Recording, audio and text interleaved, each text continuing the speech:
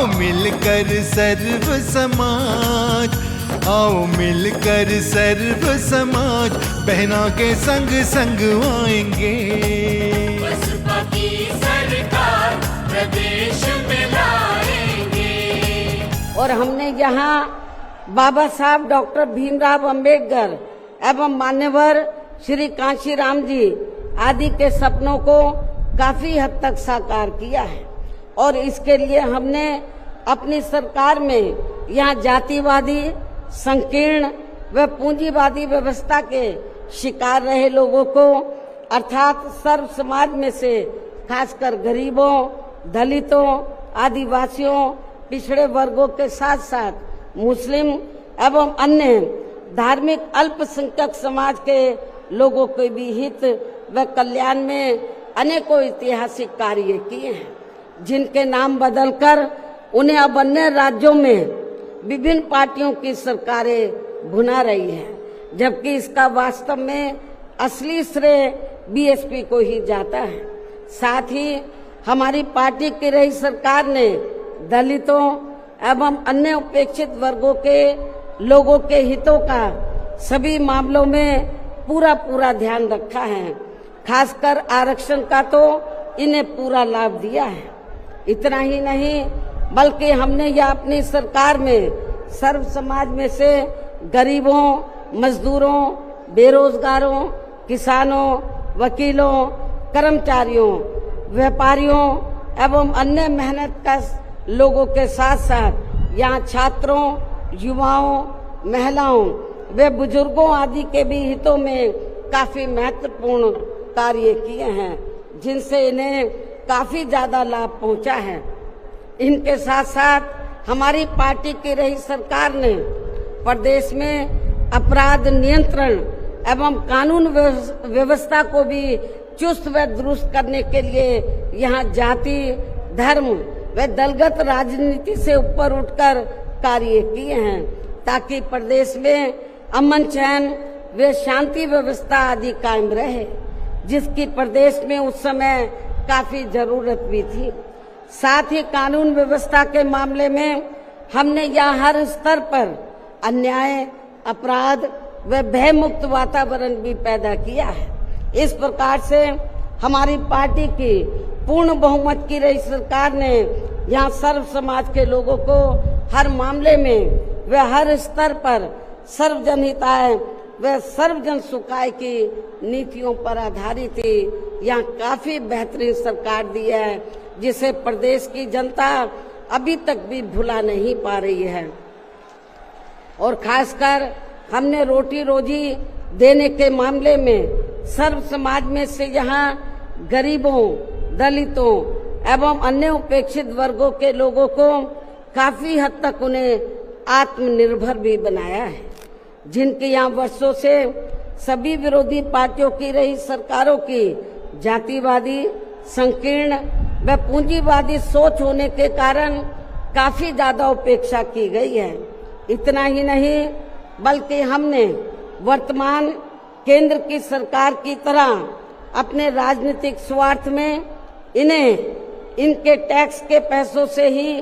थोड़ा सा मुफ्त में राशन देकर इनको अपना गुलाम व लाचार नहीं बनाया है, अर्थात इनको दूसरों के ऊपर निर्भर नहीं रखा है। इसके साथ साथ हमारी पार्टी की रही सरकार ने देश में यहाँ बहुजन समाज में समय समय पर जन्मे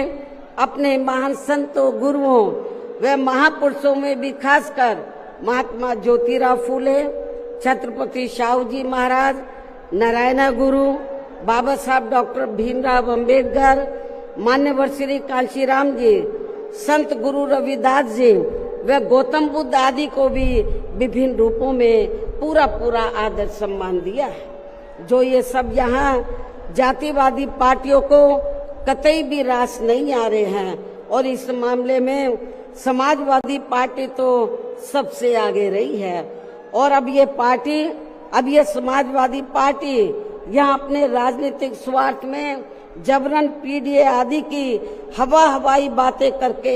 इन वर्गों को गुमराह करने में लगी है। जबकि हमारी पार्टी की रही सरकार ने अपने संतों, गुरुओं व महापुरुषों आदि के नाम पर यहाँ प्रदेश में जिन जिलों, संस्थानों एवं योजनाओं आदि के नाम रखे थे, तो उनमें से काफी को तो सपा की रही सरकार ने बदल दिया है, जैसा कि शुरू में मैंने आप लोगों को बताया है। साथ ही हमने इन वर्गों के विकास व उत्थान में जो अनेकों महत्वपूर्ण योजनाएं शुरू की थी, तो उन्हें भी अधिकांश बंद कर दिया गया है। आरक्षण दिए जाने के मामले में भी सपा की रही सरकार ने यहाँ दलितों, आदिवासियों एवं अन्य पिछड़े वर्गों के लोगों के साथ हमेशा पक्षपात वाला रवैया ही अपनाया है। इनके पदोन्नति में आरक्षण को तो इस पार्टी की रही सरकार ने एक प्रकार से यहाँ खत्म ही कर दिया था। इसके अलावा इनकी रही सरकार में यहाँ गुंडों, बदमाशों, माफियाओं एवं अन्य अराजक तत्वों को ही ज्यादातर बढ़ावा दिया गया है, जिसकी वजह से यहाँ कानून व्यवस्था भी काफी बुरी तरह से चरमरा गई थी। और अब अधिकांश मामलों में लगभग यही स्थिति हमें यह वर्तमान बीजेपी की सरकार में भी देखने के लिए मिल रही है। जबकि आजादी के बाद, इनसे पहले यहाँ शुरू में काफी वर्षों तक कांग्रेस पार्टी के रहे शासनकाल में तो इन वर्गों का हर स्तर पर काफी ज्यादा शोषण व उत्पीड़न आदि हुआ है। एक प्रकार से कुल मिलाकर यहाँ यूपी में कांग्रेस पार्टी का भी ज्यादातर जातिवादी, संकीर्ण व पूंजीवादी सोच के आधार पर ही शासन चलता रहा है। और सन 1975 में देश में लगी इमरजेंसी में तो कांग्रेस पार्टी की रही सरकार ने यहाँ बाबा साहब के संविधान को भी काफी हद तक प्रभावहीन ही बना दिया था, जिसकी आड़ में अब इस पार्टी के लोग आए दिन किस्म किस्म की नाटकबाजी करते रहते हैं। संविधान को हाथ में लेकर किस्म किस्म की नाटकबाजी करते रहते हैं। इसके साथ साथ कांग्रेस पार्टी ने हर प्रकार के हथकंडे इस्तेमाल करके बाबा साहब डॉक्टर भीमराव अंबेडकर को संसद में भी चुनकर नहीं जाने दिया था। इसके अलावा केंद्र में इसी कांग्रेस पार्टी की रही सरकार ने भारतीय संविधान के मूल निर्माता एवं उपेक्षित वर्गों के मसीहा परम पूज्य बाबा साहब डॉक्टर भीमराव अंबेडकर को भारत रत्न की उपाधि से भी सम्मानित नहीं किया था। इसके बाद फिर इनकी मूवमेंट को आगे गति देने वाले मान्यवर श्री कांशीराम जी को भी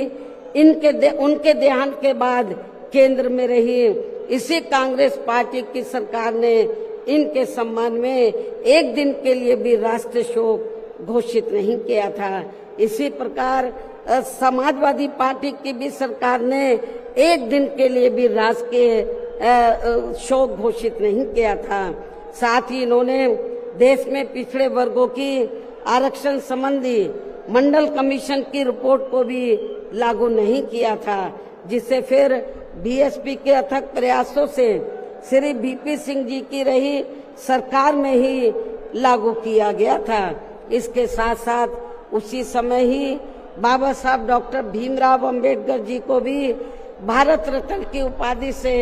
सम्मानित किया गया था। इसी प्रकार अब बीजेपी व अन्य जातिवादी पार्टियों के भी शासनकाल में इन वर्गों का शोषण व उत्पीड़न आदि होना अभी तक भी बंद नहीं हुआ है। इसके अलावा इनकी सरकारों में भी जनता को लुभाने के लिए आए दिन घोषणाएं, शिलान्यास व उद्घाटन आदि तो काफी किए जाते हैं, लेकिन इनसे भी जनता को कोई खास लाभ मिलने वाला नहीं है, क्योंकि ये कागजी व हवाई ज्यादा और जमीनी हकीकत में बहुत कम होते हैं।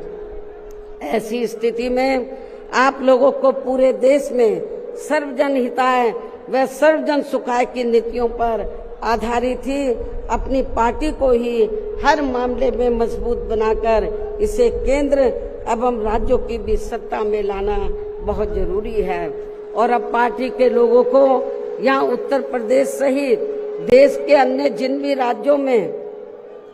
कुछ समय के बाद जो एक साथ विधानसभा के आम चुनाव होने वाले हैं, तो उनको वहां भी ऐसी सभी विरोधी पार्टियों को सत्ता में आने से जरूर रोकना है। और खासकर यहाँ यूपी में तो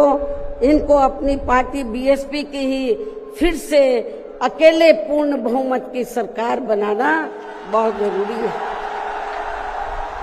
जिसे यहाँ कांग्रेस, बीजेपी, सपा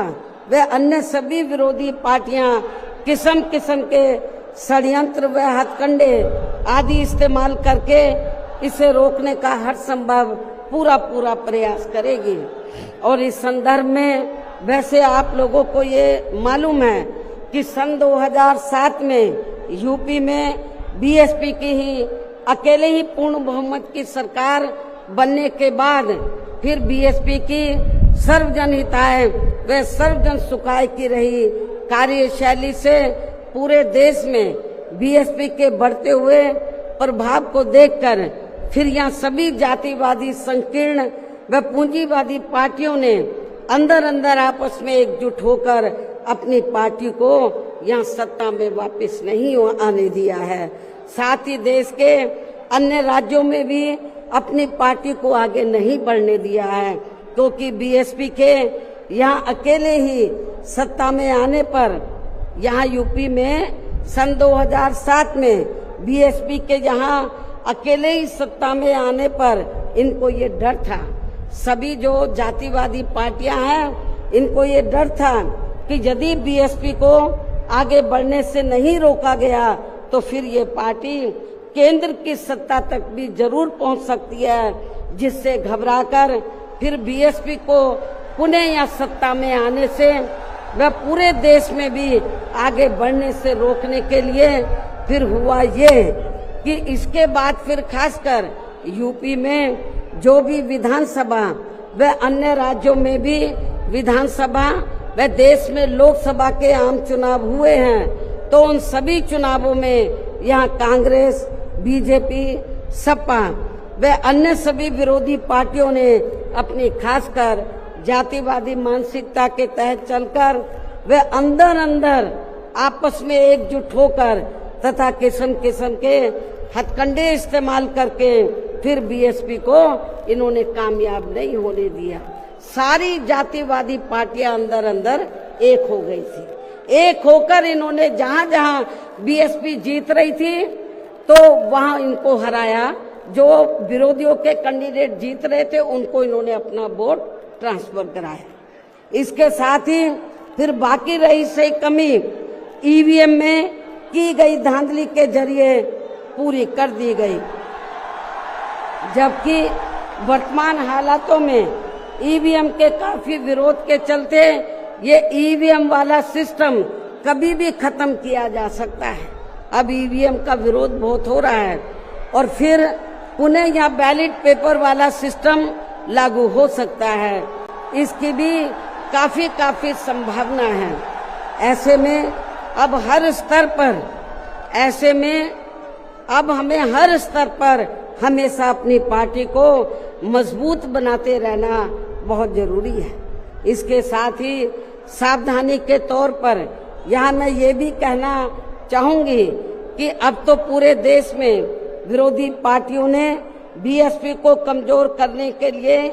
एक और षड्यंत्र ये रचा है कि अब विरोधी पार्टियों ने बीएसपी के विशेषकर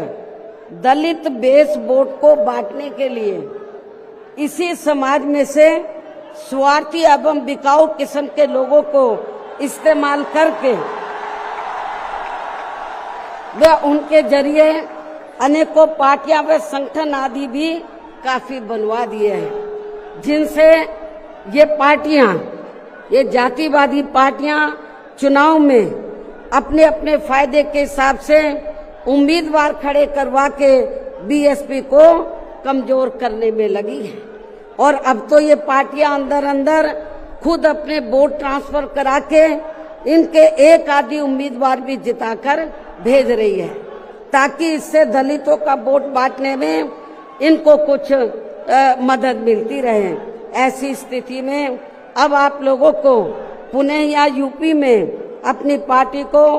सत्ता में लाने वे अभी हाल ही में बिहार प्रदेश में होने वाले विधानसभा आम चुनाव में तथा आगे चलकर अन्य और राज्यों में भी विधानसभा व देश में लोकसभा के होने वाले आम चुनाव में भी अपनी पार्टी का बेहतर रिजल्ट लाने के लिए ऐसे सभी स्वार्थी एवं